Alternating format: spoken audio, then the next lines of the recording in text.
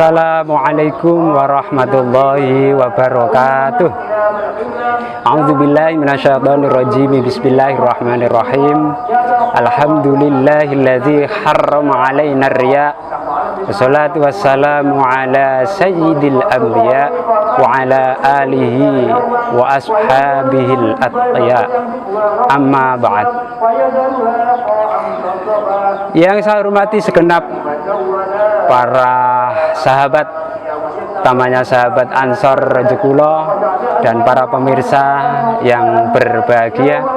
Pada kesempatan kali ini saya akan membicarakan tentang sifat riya. Sifat riya adalah sifat mazmumah, sifat yang tercela menurut agama. Maka kita wajib menghindarinya. Cara menghindarinya, kita harus tahu dulu takrif riya itu sendiri. Apa itu riya toh? Riya dalam kitab Ihya Ulumuddin yang dikarang oleh Al-Imam Al-Ghazali dikatakan ar-riya huwa thalabul jah fi qulubin nasi bitta'ah. Intinya adalah mempamerkan to'ah ibadah kepada orang lain agar mendapat pujian. Nah, kita tidak usah menilai orang lain. Kalau ada orang yang beribadah kemudian kita nilai walah caiku riya dan sebagainya, tidak usah begitu. Kita muhasabah diri, karena ini sifat yang wajib diketahui dan wajib dihindari. Haram hukumnya untuk melakukan riya itu. Maka Sayyidina Ali radhiyallahu anhu berkata,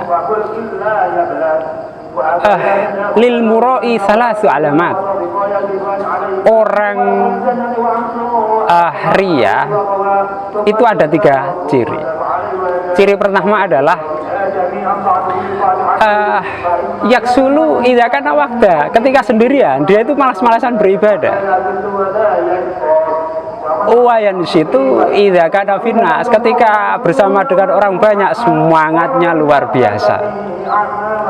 Ciri yang ketiga adalah wayazidu fil amal idza usna alai.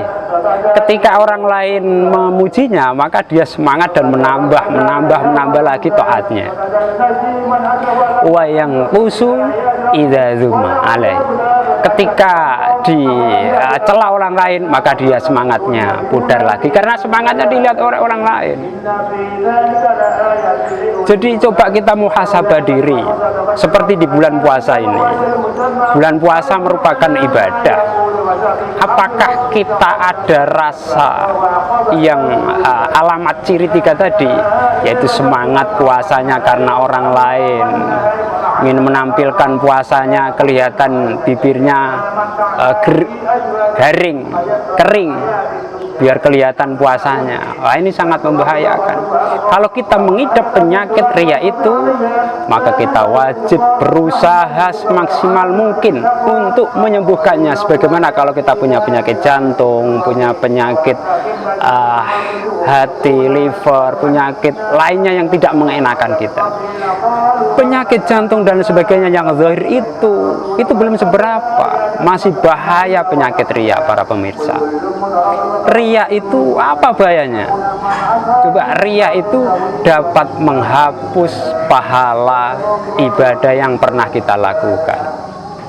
Seperti yang didakwakan oleh Mbah Hamid Pasuruan dalam kitabnya Nazam Sulamut Taufik. Wa dzarriya muhbitun ajral amal. Wa dzarriya, riya itu dapat muhbitun, menghapus ajral amal, pahala amal. Maka dari sini jangan sampai kita ada sifat riya, kita buang riya itu. Ini ada hadis yang diriwayatkan oleh sahabat Abi Hurairah radhiyallahu an. Besok kelak di hari kiamat nanti akan didatangkan orang yang mati syahid, kemudian didatangkan lagi orang yang belajar ilmu kemudian mengajarkannya dan membaca Al-Quran. Nanti didatangkan, awalnya didatangkan laki-laki yang mati syahid. Ketika di hari kiamat ditanya oleh Allah SWT, apa yang kamu lakukan saat di dunia? Dia jawab, dulu saya ikut perang kemudian mati dan mati syahid. Apa kata Allah Subhanahu wa taala? Bohong kamu tidak mati syahid karena kamu perang agar kelihatan pemberani di mata orang lain. Naudzubillah summa naudzubillah. Kemudian orang ini diseret ke neraka. Naudzubillah. Padahal jihad fisabilillah adalah pahalanya luar biasa sekali. Kemudian didatangkan orang kedua, yaitu orang yang belajar ilmu dan orang yang mengamalkan, mengajarkan ilmunya kepada orang lain. Didatangkan lagi kepada Allah Subhanahu wa taala. Kata Allah, apa yang kamu lakukan saat hidup di dunia? Jawabnya, saya belajar ilmu kemudian mengajarkannya kepada orang lain. Apa kata Allah? Bohong kamu tidak mengajarkan ilmu kepada orang lain kecuali hanya untuk agar kamu tampak alim, tampak mengetahui, di kelihatan orang lain kamu tampak orang yang paling pintar. Yang ketiga adalah orang yang membaca Al-Quran. Bilanya saya membaca Al-Quran saat di dunia, ketika ditanya oleh Allah, apa amalmu saat hidup di dunia?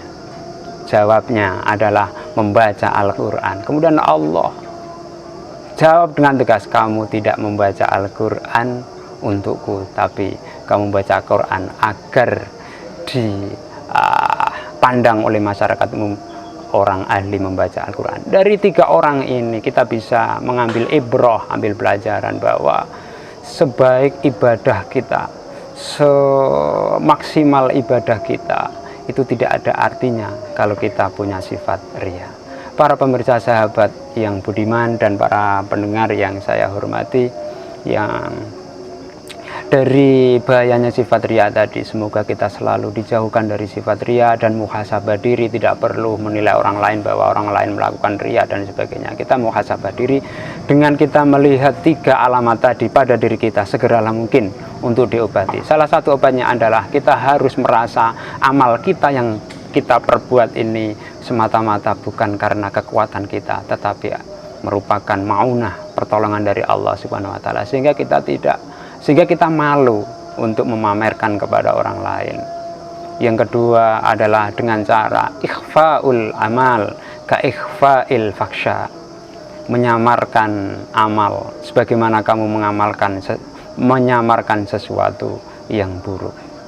Semoga kita dijauhkan dari sifat riya. Amin amin ya rabbal alamin. Demikian yang dapat saya sampaikan.